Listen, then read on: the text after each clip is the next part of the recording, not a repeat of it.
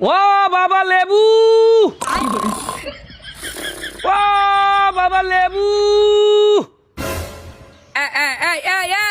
সমস্যা কি? সমস্যা কি তোর? সমস্যা তো আমার মধ্যে না বাবা, সমস্যা তো আপনার মধ্যে। তোর সমস্যাটা ভাই মেরি মোর সমস্যাটা তুই কে আর সাথে কথা কও? তুই হ্যাঁ জানো কে আপনি কি ডা? আপনি লেবু না? বেটা আমি কি এখন আর লেবুর পর যাই আসি? তোগো দেশের ব্যবসায়ীর আর সিন্ডিকেট মারানির পুতেরা আমার দাম এমন কায়দায় বাড়াইছে, নিজের এখন লেবু কইতে লজ্জা লাগে। আমি এখন গেছি ফল হইয়া। কি বেটা কাউয়ার গায়ে সাদা রং মাখলে কি বকন যায়? কথাবার্তা সাবধানে কবি, রং মাইকে বগা লাগবে কা? দামে টের পাও না? আমি কি এখন লেবুর পর যাই আছি? আমি এখন ফলের রাজা। মালটা আপেল কমলা বেদানা সারাইয়া বাংলাদেশের বাজারে রাজ করতে আছি আমি এখন। খালি ফল পর্যন্ত যাইয়ে থামলেন বাবা? আপনি তো এখন খালি ফলের রাজা না, ঠার পাই যেন আপনি ওই জিতেছেন স্বর্ণ। দোকানে যাইয়ে এখন আর খালি লেবু চাওয়া যায় না, ক লাগে বাবা এক ভরি লেবু দেন। ও বাবা এইরকম চলতে থাকলে কিছুদিনের মধ্যে স্বর্ণকারের দোকানে যাইয়ে পোলাপান লেবু দিয়ে গয়না বানাইবে না। হ্যাঁ ঠিক আছে, দাম যে হারে বাড়তে আছে হাতে আমারে দিয়ে গয়না বানাইতে পারে। এমনেও কাঁচা বাজারে এখন আর আমারে মানায় না। স্বর্ণকারের দোকানে গেলে এককালে খারাপ হইবে না। তাই হ্যাঁ, আপনি স্বর্ণের দোকানে যাইয়ে গয়নার কাজে লাগলে স্বর্ণ আবার লোক লজ্জার বই কিনে কাঁচা বাজারে আই পরে। মেয়া কথাবার্তা যে কন হ্যাঁ কি নিজের দিকে চাইয়ে কন? রোজার মাসটা আইলি এরকম চেয়াতেন কে? তোর চোখ দুইটাই কি খালি মোর দাম দাই সহে পড়ে?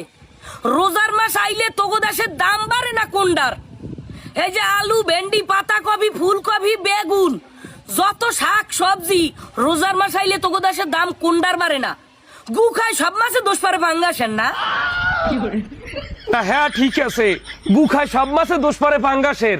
ও বাবা রোজার মাস আইলে যে দাম বাড়ে হ্যাঁ মোরাও জানি, কিন্তু দামটা বাড়ে কেমনে? দাম কেমনে বাড়ে হ্যাঁ বোঝো না? দাম বাড়ায় অসাধু ব্যবসায়ীরা আর সিন্ডিকেট মারানির পুতেরা, আর হেই দাম বহাল থায় তোগুলো গিয়া। এই সিন্ডিকেট মারানির পুতেরা হাঙ্গা দেশে কাঁচা মালগুলারে মজুত করিয়ে রাখে। এইপর রমজান আইলে যে কালে সংকটটা পড়ে হালার পর হালারা চড়া দামে মার্কেটে ছাড়িয়ে দেয়, আর এই দামটা বহাল থায় তোগুলো গিয়া। যেই জিনিসটার দাম বাড়ে হালার ফালা তোরা এই জিনিসটার উপরে জাভাইয়া পড়ো। বেটা এই ধর লেবু, আমি আমার দাম বাড়ছে, তোরা হেডারে দরিয়া জগা খিচুড়ি বানাইয়ে ট্রেন্ডে উড়ে গেলাম। 10-15 দিন লেবু না খাইলে কি তোকে কলেরা ছুটবে না মরিয়ে যাবি? তোরা লেবু না খেললে লেবু তো 15 দিন পর পচবে। তোরা বেগুন না কানলে ওই বেগুন 15 দিন পর পচবে। তোরা বয়কট করলে এই কাঁচামালের দাম থাহে। এবারটা দরজায় দরজায় লইয়ে ঘুরবে পচে যাওয়ার ডরে, কইবি এই নেন হাস্তায় ছাড়িয়ে দিছি বস্তা ভরিয়ে নেন।